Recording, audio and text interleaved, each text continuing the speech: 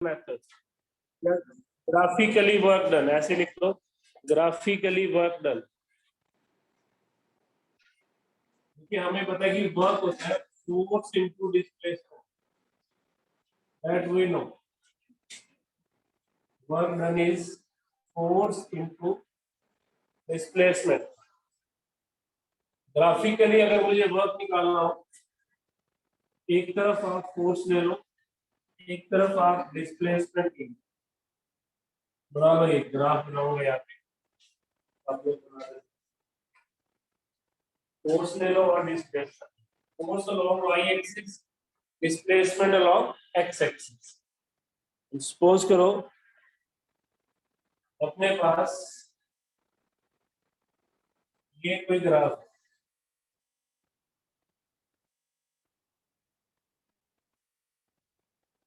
यहां से O से लेकर A से B और B से C, ये फोर्स है और इधर डिस्प्लेसमेंट S1 यहां तक हो गया, S2 यहाँ पर कोई भी नाम लिख लो, S, these are the displacement। Graphically work कैसे निकलेगा, एरिया अंडर द कर्व। इस ग्राफ का जो एरिया होगा, अगर मैं ये वाला एरिया निकाल लेता हूँ, अगर हम ये वाला एरिया निकाल लेते हैं,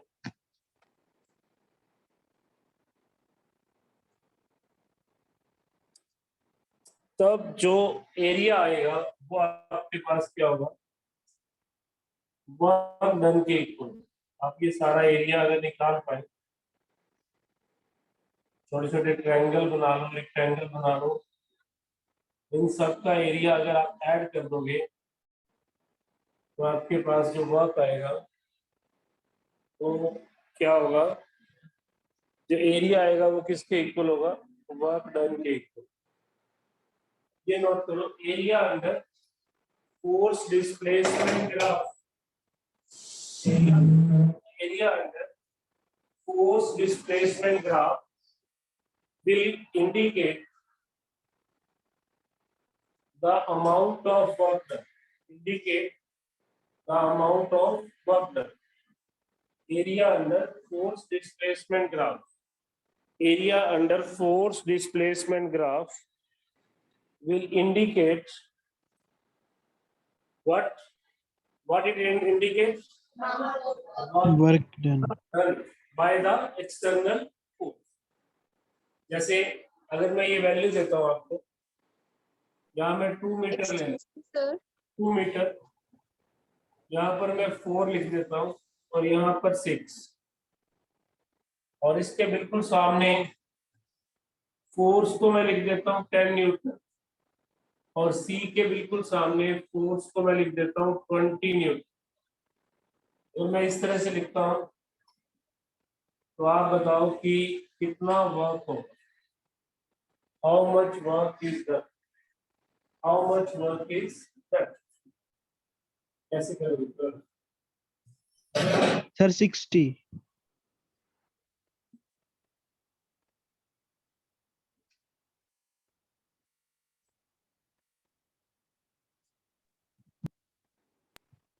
सर 60 जूल। कितना आ रहा है बेटा, बोलो। Sir 60 joule. 60 या 16? 60। हाँ जी सर, 60। 60 है नहीं, is it 60 or anything else?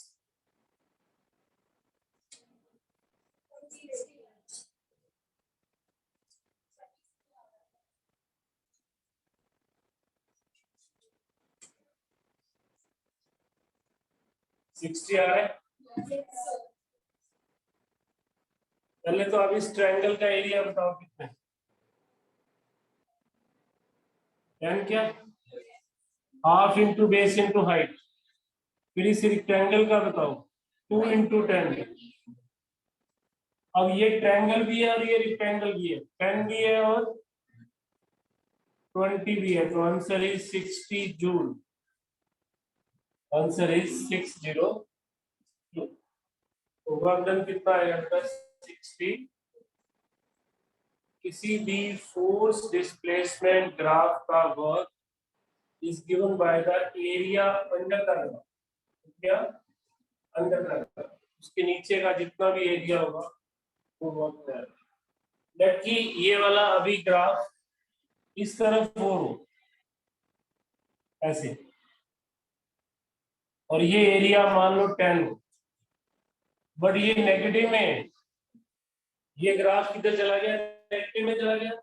नीचे वाला वर्क नेगेटिव होगा, तो 60 जूल तो ऊपर था और नीचे वाला 10 जूल, सर मिलके 50 कितना जूल। रह गया answer? 50।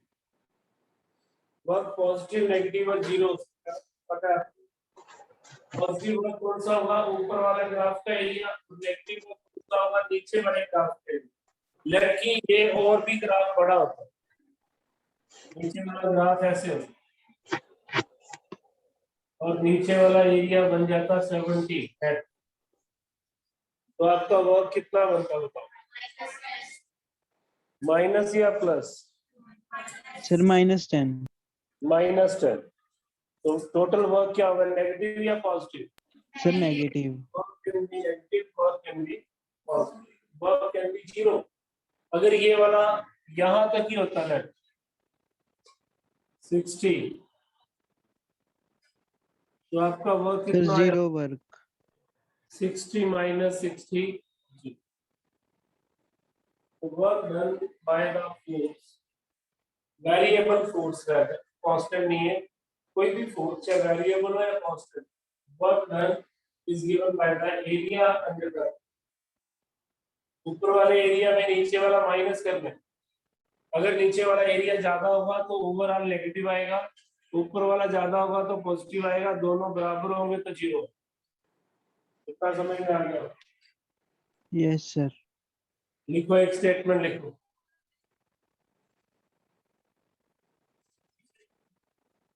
Find the work done. आपको वर्क बताना है इसका, जो मैं बनाऊंगा। ये फोर्स है, यहां से ग्राफ शुरू,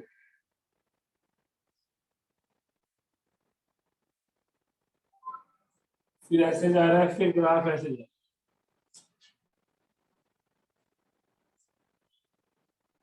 फिर ग्राफ ऐसे जा रहा है,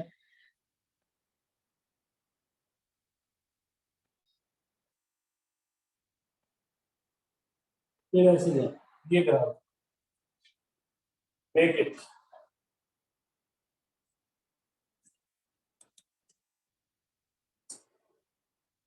इसको बना लो बेटा।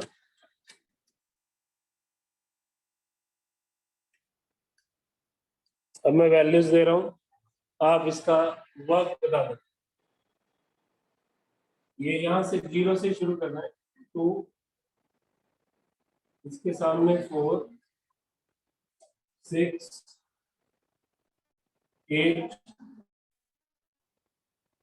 10। ये डिस्प्लेसमेंट है।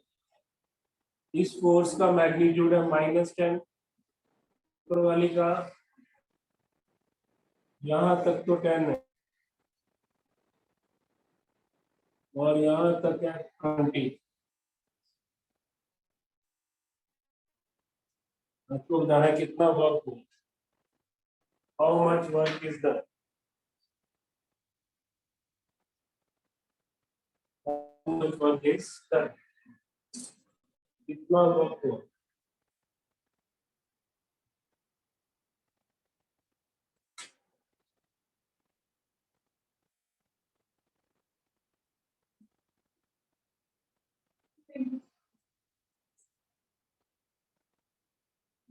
ट्वेंटी।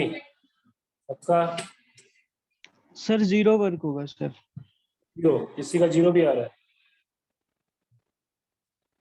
होगा, चेक कर, जीरो नहीं आ रहा इधर, बच्चों का 20 आ रहा सॉरी सर, मिस्टेक होगी सर। है। हाँ, चेक करो मिस्टेक को।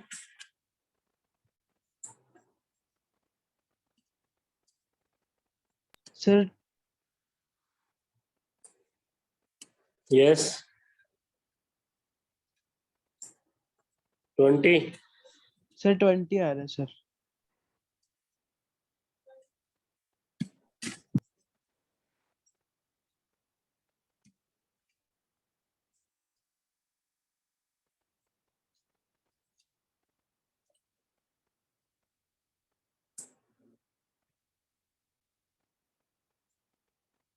20 is the correct answer.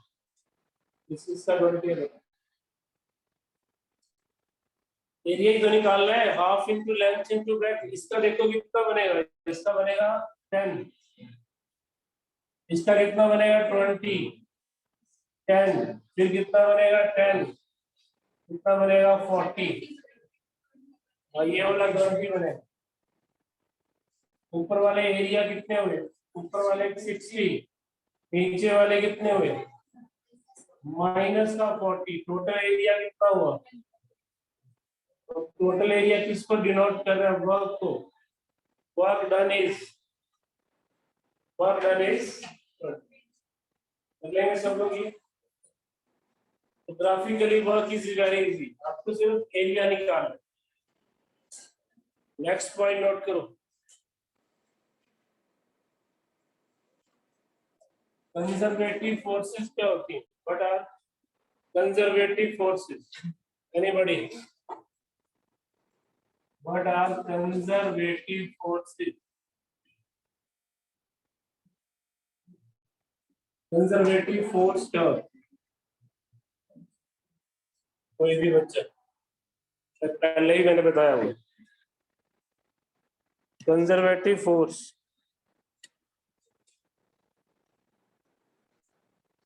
Jasmine conservative force, जो भी समझ में आता बोलो। आप हिमांशी, बोलो।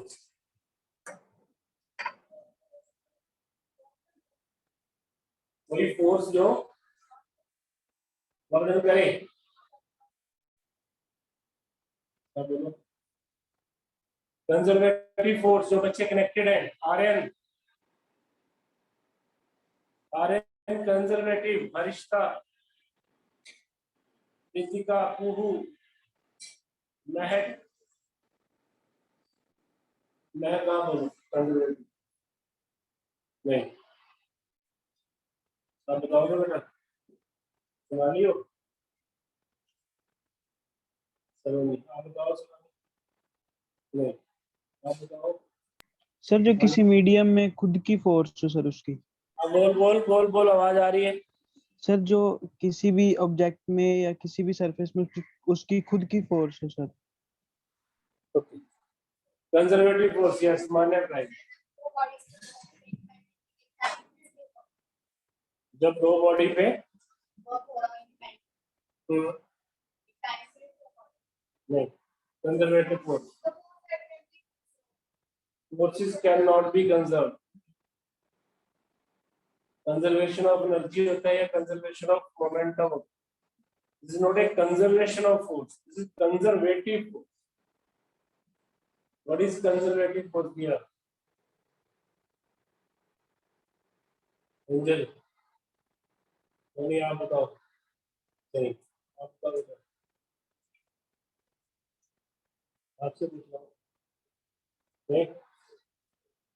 एनीवेज, कोई भी ऐसी फोर्स, सुन लो ध्यान से, जैसे मैं एग्जांपल लेता हूँ, इस बॉडी को यहां से उठाकर, बॉडी को यहां से उठाकर मैंने यहाँ रख दिया, वर्क किया ना, आपने 9th में पढ़ा हुआ है, जितनी एनर्जी चेंज होती है उतना वर्क होता है। तो मैंने कितना वर्क किया, पोटेंशियल एनर्जी जितना वर्क किया, mgh, हालांकि इसका वेट नीचे की तरफ है mg, और मैं इसको लेके गया h हाइट पे,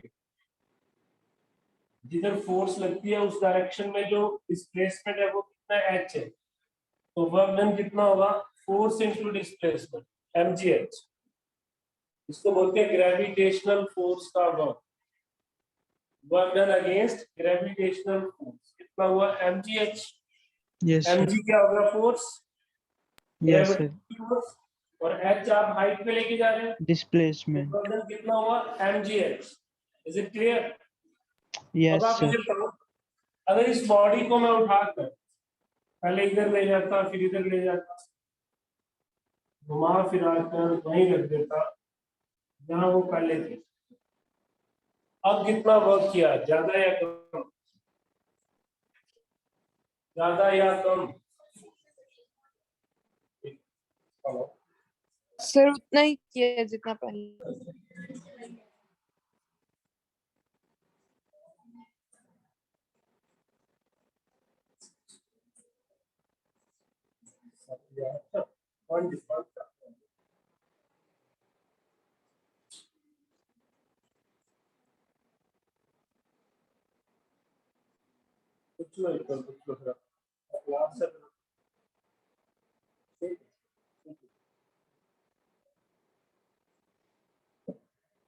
बहुत ज्यादा हुआ या कम हुआ? सर उतना ही होगा सर। सेम ही होगा, वर्टिकल हाइट Yes. तो सेम ही। जब आप ग्रेविटेशनल वर्क की बात कर रहे हो तो आपको ये वाली फोर्स देखनी है और ये वाला डिस्प्लेसमेंट देखना। तो इधर से गए तो भी सेम वर्क हुआ, इधर से गए तो भी सेम वर्क हुआ। अगर इस बॉडी को उठाकर मैं ऐसे लेके आता हूं, अब सर सेम। डिस्प्लेसमेंट बेटा डायरेक्शन ऑफ द फोर्स देखो, फोर्स के पैरेलल में कितनी डिस्प्लेसमेंट। मैंने बताया वर्क की डेफिनेशन में बताया कि जो डिस्प्लेसमेंट होगा वो डायरेक्शन ऑफ द फोर्स या उसका कोई कंपोनेंट के अलावा होगा। जो आप फोर्स ले रहे हो डिस्प्लेसमेंट उसके पैरेलल होना चाहिए। तो आप ये डिस्प्लेसमेंट नहीं लेते हो, ये फोर्स इधर है तो फिर आप यही वाला डिस्प्लेसमेंट चाहे यहां से काउंट कर लो ऐसे, चाहे इधर से।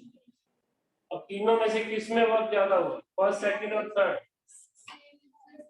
सेम हुआ। श्योर? इट मींस ग्रेविटी के अगेंस्ट जब भी हम वर्क करेंगे पाथ पे डिपेंड नहीं करेगा, किस पे डिपेंड करेगा? इनिशियल और फाइनल पोजीशन पे। अगर इस बॉडी को उठाकर मैं यहाँ रखता हूं तो ये अब वर्क अलग होगा, बट अगर मैं एक ही जगह पे रखता हूँ, एक ही जगह से उठाकर और डिफरेंट पाथ चूज करता हूँ, डिफरेंट पाथ, और हम अगर पाथ पे डिपेंड नहीं कर रहे, सिर्फ किस चीज पे डिपेंड कर रहे हैं, इनिशियल और फाइनल, इसको बोलते हैं स्टेट। हम स्टेट पे डिपेंड कर रहे हैं, पाथ पे डिपेंड नहीं कर रहे। किस पे डिपेंड कर रहे हैं? स्टेट पे। स्टेट क्या होता है? इनिशियल और फाइनल पोजीशन। हम इनिशियल और फाइनल पोजीशन पे डिपेंड कर रहे हैं। ऐसी फोर्सेस को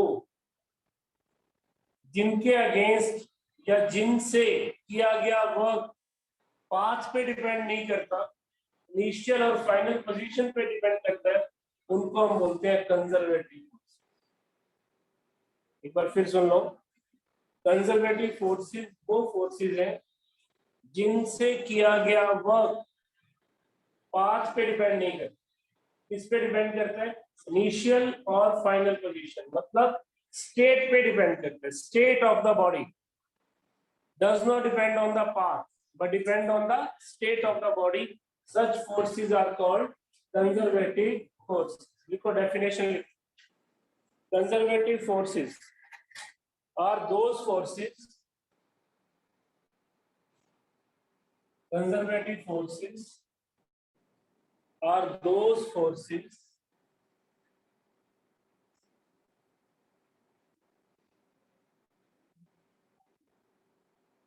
by which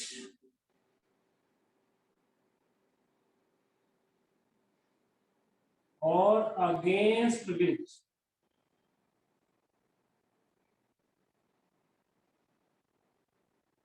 the work done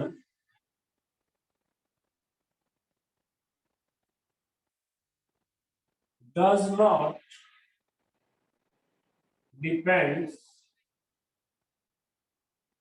on the path followed, and it depends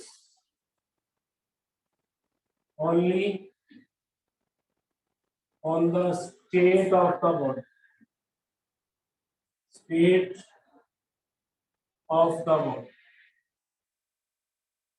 Conservative forces are those forces by which or against which the work done does not depend on the path followed by the body, and it depends only on the initial and final state of the work. ऐसे भी लिख सकते हो, या it depends on the state of the body. ऐसी forces को क्या बोलते हैं? Conservative force.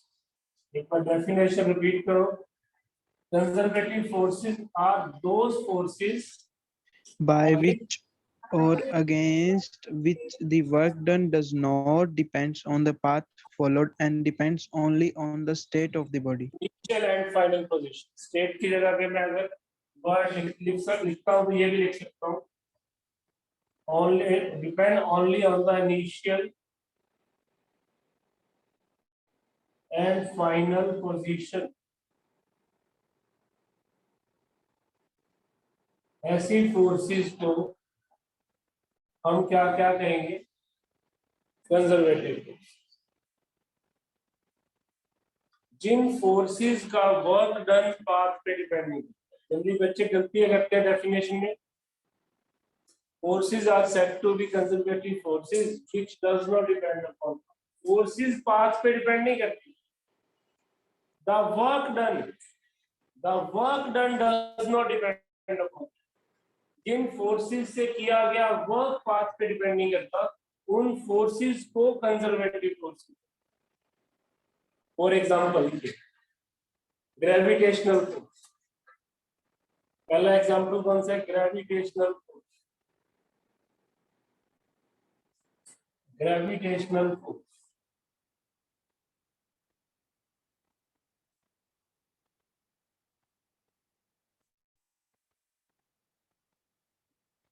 दूसरा इलेक्ट्रोस्टैटिक फोर्स.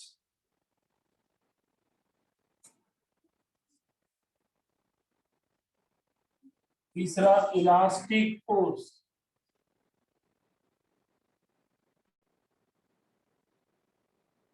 ये तीन एग्जांपल आप याद रखना, इनको बोलते हैं कंजर्वेटिव. इलास्टिक जैसे आप किसी स्प्रिंग को खींचते हो, उसमें इलास्टिसिटी होती है. जैसे आप रबड़ को खींचते हो, उसमें इलास्टिसिटी होती है. ये सारी फोर्सेस पाथ पे डिपेंड नहीं करती. किस पे डिपेंड करती है? इनिशियल और final position. Such forces are called conservative force. Second definition है नॉन कंजर्वेटिव फोर्सेस. क्यों? Non conservative forces. इसी में थोड़ा सा चेंज करूंगा मैं, उल्टा हो जाएगा. इसमें डिपेंड करेगा पाथ पे और डिपेंड नहीं करेगा स्टेट. उल्टा हो गया. तो आप यही चेंज कर लेता हूं मैं, आप अपना कर लो. फोर्सेस बाय विच और against which the work done does depend, does not sir, does depend on the path followed and does not depend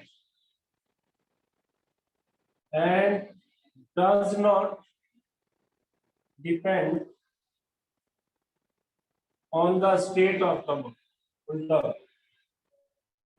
Does not depend on the state of the work. ऐसे work को हम, ऐसी forces को हम non conservative forces कहेंगे जिनसे किया गया वर्क पाथ पे डिपेंड करे. इनिशियल और फाइनल पोजीशन पे डिपेंड ना करे. किस पे डिपेंड करे? पाथ पे. जैसे फ्रिक्शन. और फ्रिक्शन जो फोर्स होगी वो पाथ पे डिपेंड करे. जितना आप ज्यादा चलेंगे उतना ज्यादा फ्रिक्शन आपको रोकने की कोशिश करें. अगर आप यहाँ से यहाँ जाते हो ऐसे या ऐसे, अब जिसका पाथ बड़ा होगा फ्रिक्शन का वर्क ज्यादा होगा. जहां पाथ छोटा होगा फ्रिक्शन का वर्क कम होगा. तो वो इनिशियल और फाइनल पे डिपेंड नहीं कर रहा. किस पे डिपेंड कर रहा है? पाथ पे. ऐसी फोर्सेस को हम बोलते हैं नॉन कंजर्वेटिव फोर्सेस. इसके एग्जांपल, ये तो कंजर्वेटिव के थे ना, इसके एग्जांपल लिखो. Frictional force, force of friction, viscosity, viscous force, जो पानी के अंदर या लिक्विड के अंदर होता है गाढ़ापन, viscous force, frictional force, resistance, कोई भी रुकावट, चाहे वो हवा की रेजिस्टेंस है, resistive forces, all resistive forces are path dependent forces, all resistive forces are path dependent. Clear है सबको? फ्रिक्शन भी रेजिस्टिव ही है, लेकिन रेजिस्टिव फ्रिक्शन के अलावा कोई भी रेजिस्टेंस, चाहे वो एयर का रेजिस्टेंस हो, उसको आप एयर फ्रिक्शन भी बोल सकते हो, चाहे वाटर का रेजिस्टेंस हो, उसको आप विस्कस फोर्स भी बोल सकते हो, वाटर का फ्रिक्शन भी बोल सकते हो। All resistive forces are path dependent force, they are called non conservative. समझ में आया? उसके बाद हेडिंग बनाओ, व्हाट इज एनर्जी। एनर्जी क्या होता है और उसकी type.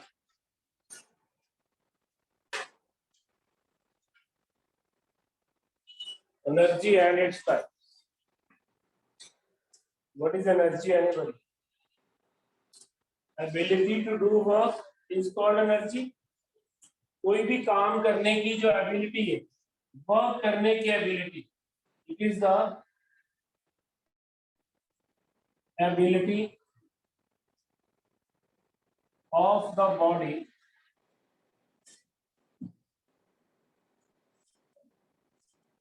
to do work. Tendency भी कह सकते, ability or tendency of the body to do work is the ability or tendency of the body to do. इसके यूनिट क्या होंगे? Same, joule. SI unit is वही है जूल, और CGS unit ergs 1 joule is equal to 10 raise to power 7 ergs. 1 joule में कितने arc होंगे? 10 raise to power 7। बता सकते हैं एनर्जी कितने टाइप की होती है?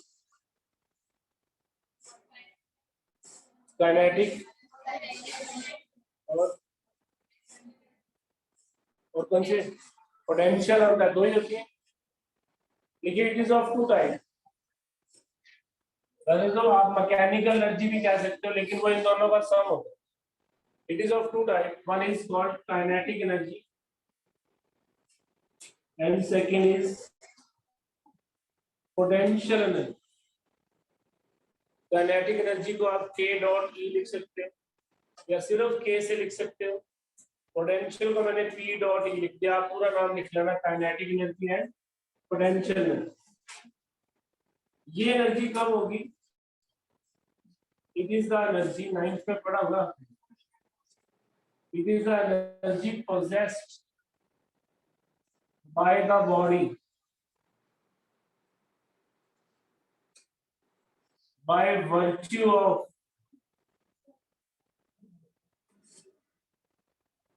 its motion, due to its motion भी कह सकते हैं, by virtue या due to। It is the energy possessed by the body by virtue of its motion। Body के चलने से जो एनर्जी होती है उसको हम बोलते हैं काइनेटिक एनर्जी। जब भी आप चलते हो आपके पास कौन सी एनर्जी होती है?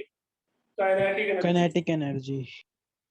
और काइनेटिक एनर्जी का फॉर्मूला क्या होता है? Half mv square. Half mv square। m is बोलो, Mass. m is mass and v is Velocity. Velocity कहते हैं या स्पीड भी कह सकते हैं, क्योंकि काइनेटिक एनर्जी एक स्केलर क्वांटिटी, और किसी भी वेक्टर का स्केल वैसे भी स्केलर बन जाता है।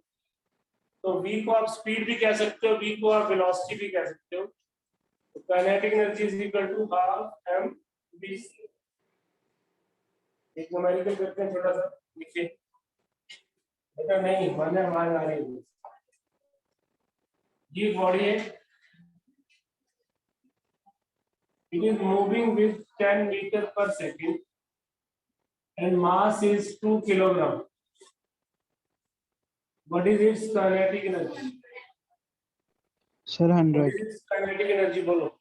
Sir, 100 joule. Sir, 100. क्या होगी? 100 joule, sir. 100 या 200? Sir, 100. काइनेटिक एनर्जी का फॉर्मूला देखो, half, answer is 100 joule, answer is 100। अब अगर इसकी वेलोसिटी या स्पीड 10 से 20 हो जाए किसी कारण से, अपने आप तो होगी नहीं, अगर आप साइकिल पे हो या बाइक पे हो तो कोई ना कोई फोर्स लगानी पड़ेगी ना। अगर कुछ टाइम के बाद इसकी वेलोसिटी 20 मीटर पर सेकंड हो जाए तो काइनेटिक एनर्जी Q क्या होगी फिर?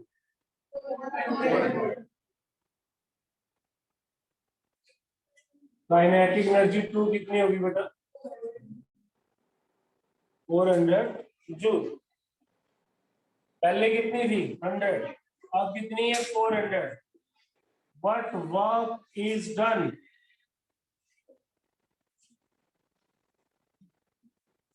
यहाँ पर वर्क होगा चेंज इन काइनेटिक एनर्जी, इसको वर्क एनर्जी थ्योरम बोलते हैं।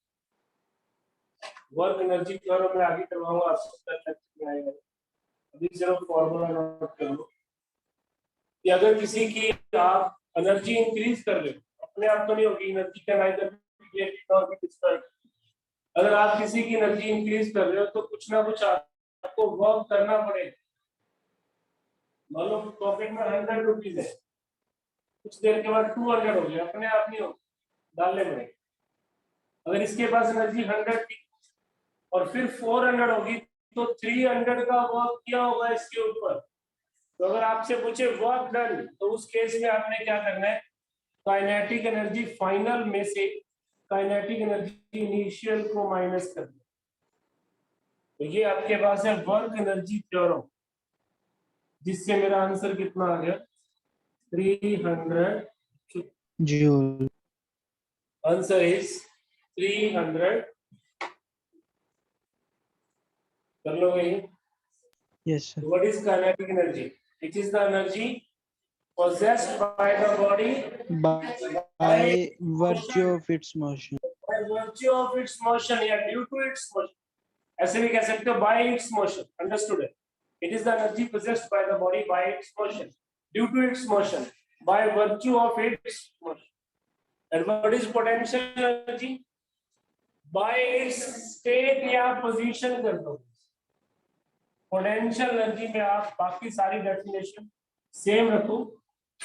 It is the energy possessed by the body by virtue of its position कर लो, by virtue of its position, बाकी सब कुछ सेम रखो। By virtue of its state भी कह सकते, पोजीशन या स्टेट एक ही बात। अब इसका फॉर्मूला भी आपने 9th में पढ़ा हो। यहां मैं एक क्वेश्चन पूछूंगा आपसे, m तो मास है, g acceleration due to gravity है, h के कहां से? अर्थ के सरफेस से या अर्थ के सेंटर से? सेंटर से या सरफेस? सेंटर से क्यों? सरफेस से क्यों? अर्थ के, देखो ये अर्थ है,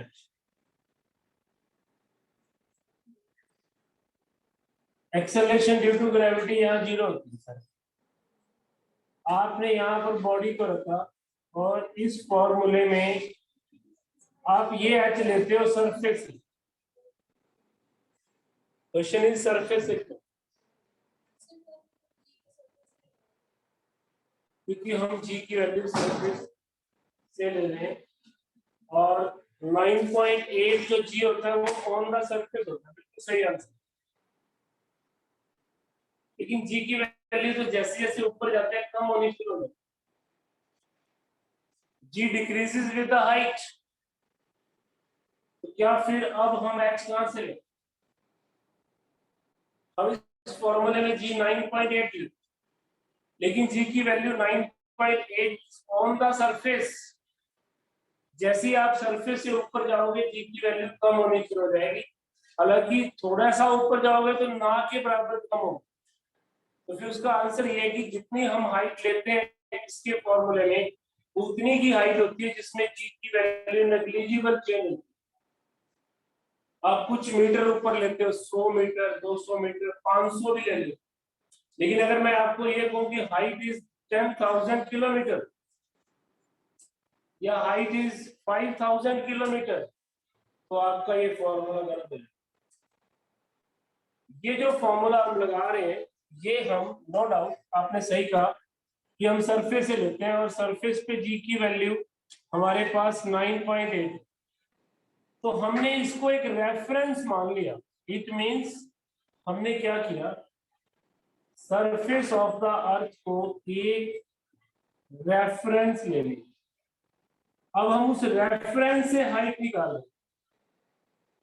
और जिसको हम रेफरेंस लेते हैं उसके ऊपर जब बॉडी आएगी तो हम ये मान के चलते हैं कि उसकी पोटेंशियल एनर्जी 0 है। जिसको आप रेफरेंस लेते हो वहां 0 होती नहीं है। जब मैं तुम्हें ग्रेविटेशन पढ़ाऊंगा तो आपको मैं बताऊंगा कि सरफेस के ऊपर पोटेंशियल एनर्जी नेगेटिव होती है, -gmm/r, फॉर्मूला आएगा कैपिटल जी, लेकिन उस पर अभी हम जा नहीं रहे। मैं यहाँ पे ये बता रहा हूँ कि आपने अपनी मर्जी से एक रेफरेंस चुना। हमने अर्थ के सरफेस को रेफरेंस मान लिया और हम ये भी मान के चल रहे हैं कि अब इस रेफरेंस के ऊपर जब बॉडी पड़ी होगी उसकी पोटेंशियल एनर्जी 0 होगी। और यहाँ पर जो हम पोटेंशियल एनर्जी निकाल रहे हैं वो इसके विद रिस्पेक्ट निकाल, लेट की मास है बॉडी का 10 किलोग्राम, जी आप 10 ले लो, न्यूमेरिकल करना आसान हो जाएगा, और हाइट है 2 मीटर फ्रॉम द सरफेस, तो आपकी पोटेंशियल एनर्जी क्या होगी? 200 जूल। joules. पोटेंशियल एनर्जी क्या होगी? 200 जूल, 200 जूल होगी ना। बट अगर मैं ये रेफरेंस बदल दूं, मैं ये कहता हूं कि मैंने अर्थ के सरफेस को रेफरेंस नहीं माना, मैं यहां से 1 मीटर ऊपर एक लाइन लगाता हूं, वो मेरा रेफरेंस। मैंने 1 मीटर ऊपर एक लाइन लगा दी, क्योंकि रेफरेंस लेना आपकी चॉइस, आप किसको रेफरेंस लेते हो दैट इज योर चॉइस। अब आपका रेफरेंस 1 मीटर ऊपर है और बॉडी सरफेस से कितना मीटर है? 2 मीटर। 2 meter. तो ये वाला डिस्टेंस कितना रह गया? 1 मीटर। अब आपका आंसर क्या होगा? अब आपका आंसर ये होगा पोटेंशियल एनर्जी इज 100 जूल। अब आपका आंसर क्या होगा? Potential energy is 100।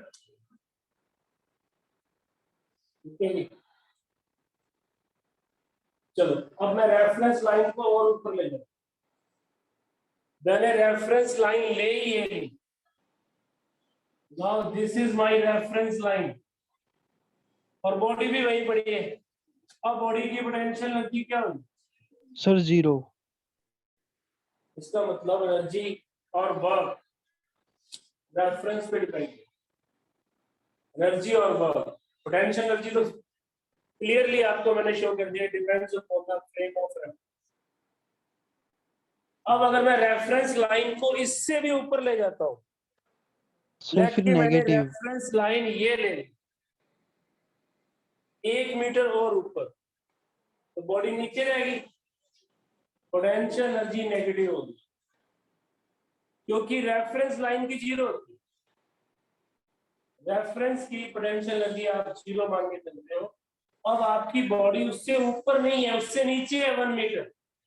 उस केस में आप कहोगे इसके विद रिस्पेक्ट इस बॉडी की पोटेंशियल एनर्जी कितनी होगी? -100 joule.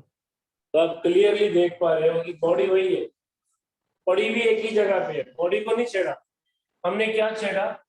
रेफरेंस को। पहले रेफरेंस लिया ग्राउंड 200, फिर रेफरेंस लिया ये 100, फिर रेफरेंस लिया ये 0, फिर रेफरेंस लिया ये -100।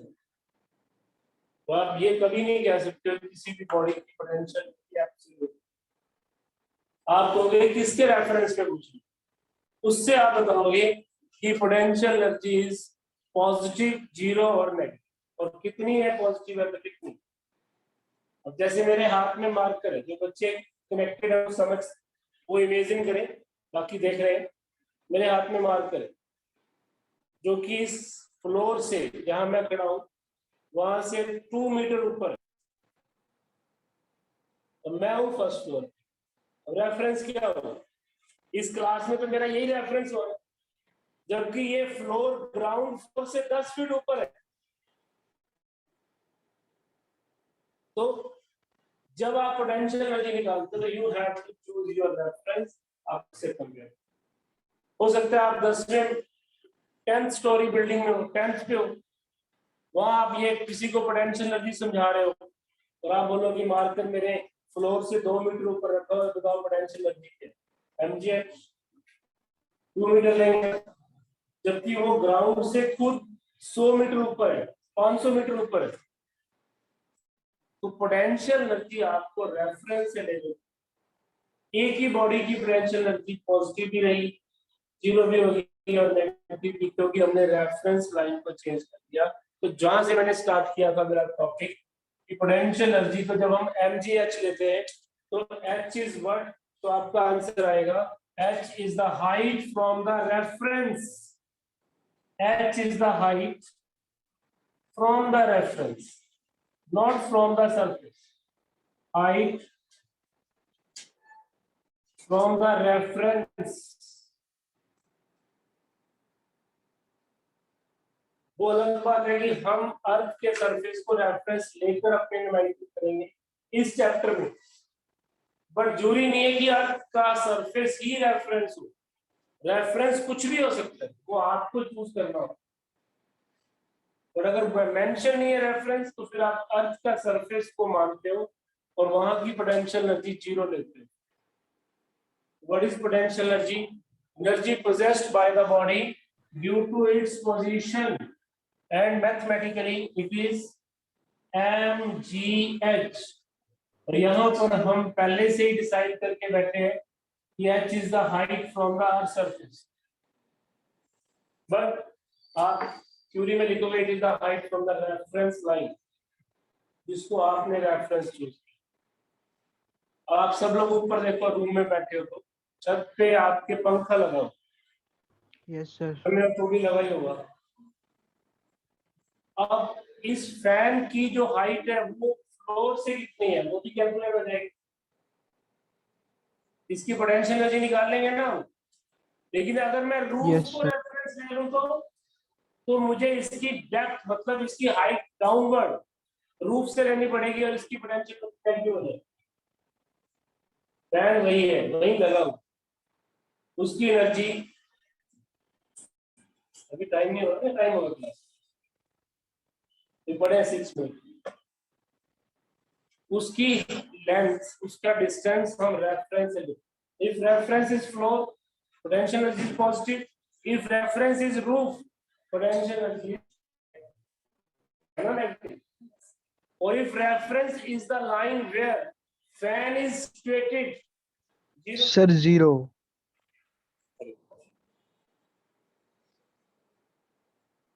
सपोज करते हैं एक बॉडी को यहां से उठाकर यहां ले, यहां से उठा के यहां ले, बॉडी का मास था 10 किलोग्राम, एक्सेलरेशन भी आप 10 ही ले लो, वर्टिकल हाइट आपको दे 4 मीटर,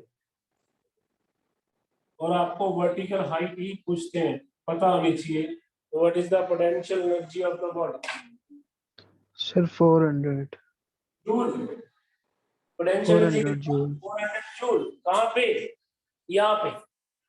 इसको मैं नाम दे देता हूँ पोटेंशियल एनर्जी फाइनल। यहाँ पर जब बॉडी हिट तब कितनी थी? 0।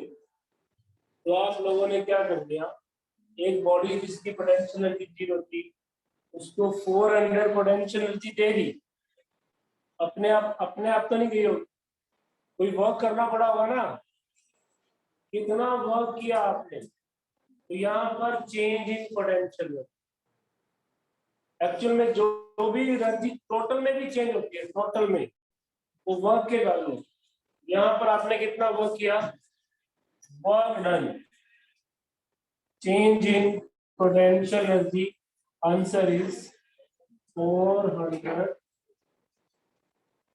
क्या ये चीज समझ में आ गई? लास्ट देना 2 मिनट होगा, यही बॉडी है,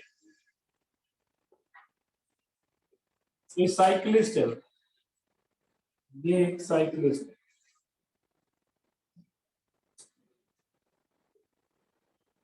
इसके ऊपर ये साइक्लिस्ट यहां से जब चला, इसकी वेलोसिटी थी 10 मीटर पर सेकंड। ये साइक्लिस्ट जब यहां से चला, इसकी स्पीड थी 10 मीटर पर सेकंड। मास इसका 100 विद साइकिल, स्पीड कितनी 10 मीटर पर सेकंड, और यहां जाके रुक गया, अपने आप उसने ब्रेक लगाई कैसे भी वहां जाके रुक गया। अब जब ये ग्राउंड पे था, इसके पास मैकेनिकल एनर्जी कितनी थी, अब आपके पास वर्ड आ गया मैकेनिकल एनर्जी, वो होता है काइनेटिक एनर्जी प्लस पोटेंशियल, वो आप निकाल लें, काइनेटिक प्लस पोटेंशियल, पोटेंशियल 0 है और काइनेटिक कितनी, हाफ एम वी स्क्वायर, कितनी मिलेगी 5000 5000 प्लस 0। जब ये यहाँ पहुंचा तो इसके पास पोटेंशियल एनर्जी आ गई एम जी एच, एच वही है, तो एम कितना 100, जी 10, 4000, और रुक गया तो काइनेटिक एनर्जी 0 होगी। Initial mechanical energy 5000, final mechanical energy 4000, work done is positive और नेगेटिव, वर्क डन इज पॉजिटिव और नेगेटिव, फाइनल में से इनिशियल को माइनस कर दो, आंसर इज -1000 माइनस। समझ गए सब लोग? तो आपको जो एक्सरसाइज करनी है मैं ग्रुप में डाल दूंगा पेज नंबर के साथ, वो आज आपको करेंगे।